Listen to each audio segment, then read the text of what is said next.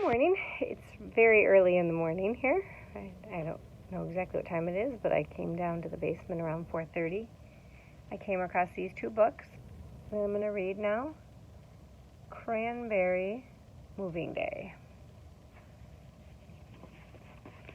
which is interesting because I am packing up stuff to move.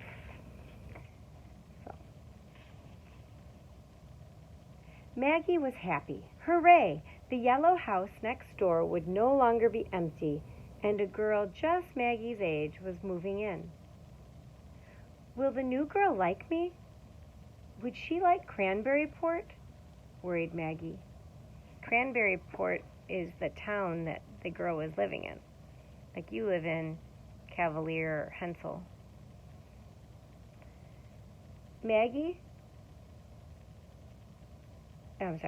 Worried Maggie. Maggie, grandmother, and old friend Mr. Whiskers watched the movers carry beds and chairs into the house through the rain. They're watching through the window. The first few days are lonely for newcomers, said grandmother. Let's welcome our new neighbors with dinner tomorrow. You can make clam chowder, Mr. Whiskers, and I'll make a cranberry cake. You're going to give them a whole cake? Couldn't you save one little piece for me? Mr. Whiskers said. A stern glance from grandmother answered the question. Mr. Whiskers hurried home in the rain to make his chowder.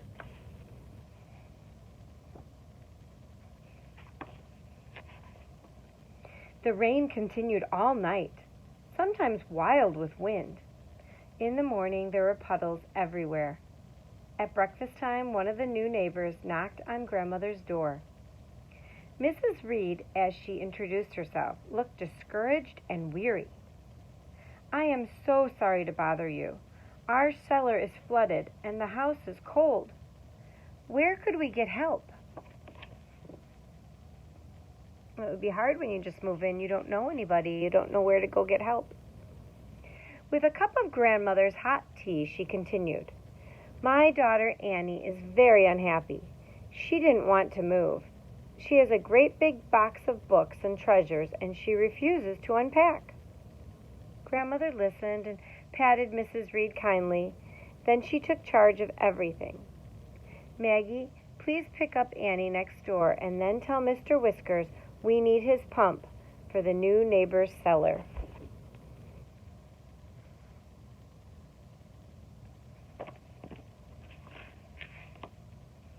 Maggie raced next door and introduced herself to Annie, her curly-haired new neighbor. Annie was shy, but Maggie tried to talk about things that might interest her. Soon they were running down to Mr. Whiskers' gray house by the sea. Do you see a sailboat in that picture?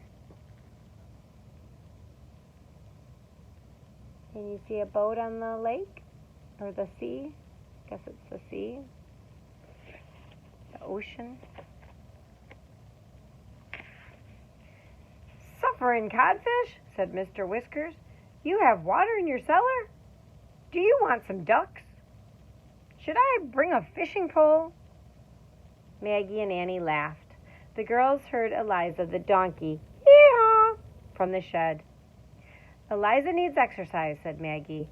Would you like a donkey ride, Annie? Maggie saddled Eliza, helped a very excited Annie up, and then headed down the path to the beach. The skies began to brighten.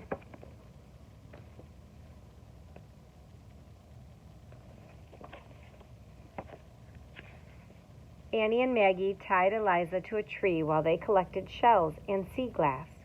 Annie explained why she was so worried about moving. I left all my friends behind. What if I don't do well in my new school? What if no one wants to be my friend? Now you have a friend in Cranberryport. It's me, smiled Maggie. Talking and sharing thoughts, they almost forgot that grandmother had a picnic lunch waiting on the porch. They returned Eliza to her shed and hurried home to grandmother's. There they're picking up shells and sea glass. And there's the donkey.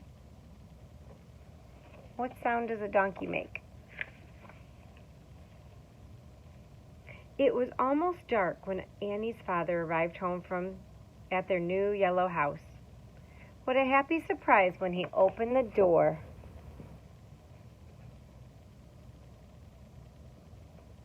What do you think the surprise might be? A fire crackled in the fireplace. On the table were daffodils, Mr. Whisker's hot clam chowder, and cranberry cake. The cellar was dry. Our wonderful new neighbors did it all, said Mrs. Reed.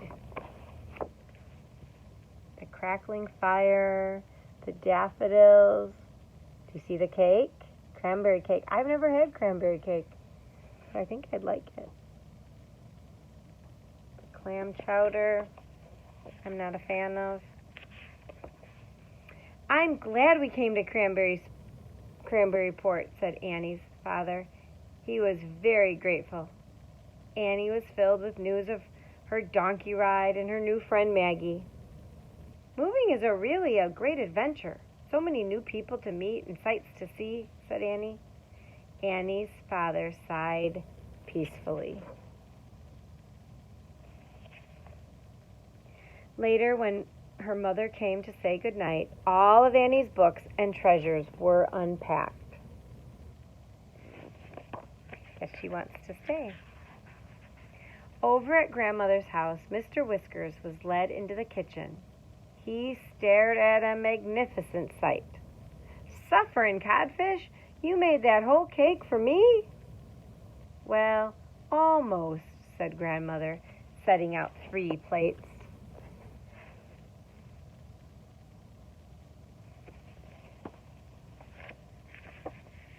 Mr. Whiskers was allowed to take half of it home.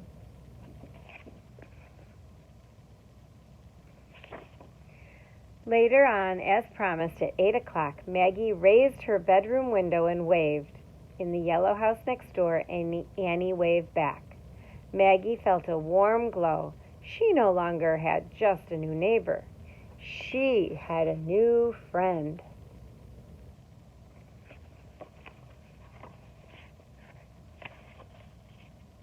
It's nice to have friends. And that was this book. And now I'm going to jump right into the other one. Just for You, by Mercer Mayer. I know a lot of people love these Mercer Mayer books. I remember this book. This morning I wanted to make breakfast for you, but the eggs were too slippery. So he wanted to make breakfast for his mom to surprise her. But do you see the egg was so slippery it slipped off the plate? Oh dear, his mother's thinking. I wanted to wash the floor just for you, but the soap was too bubbly.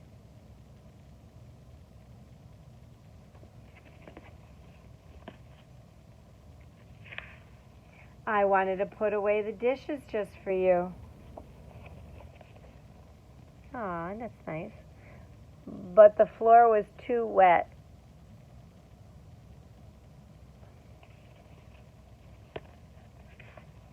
I wanted to carry the groceries just for you, but the bag broke.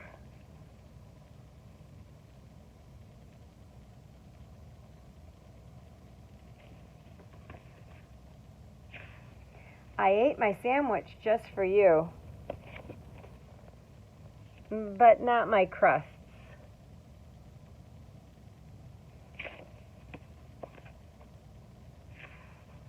I wanted to take a nap just for you, but my bed was too bouncy.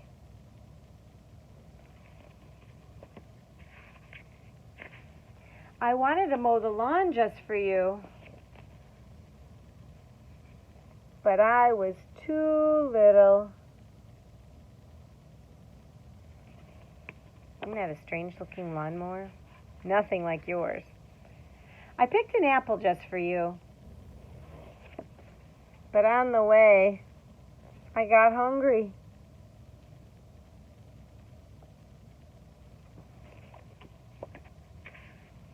I wanted to set the table just for you. But the TV was too loud. I wanted to splash in my bath just for you. But the storm was too loud.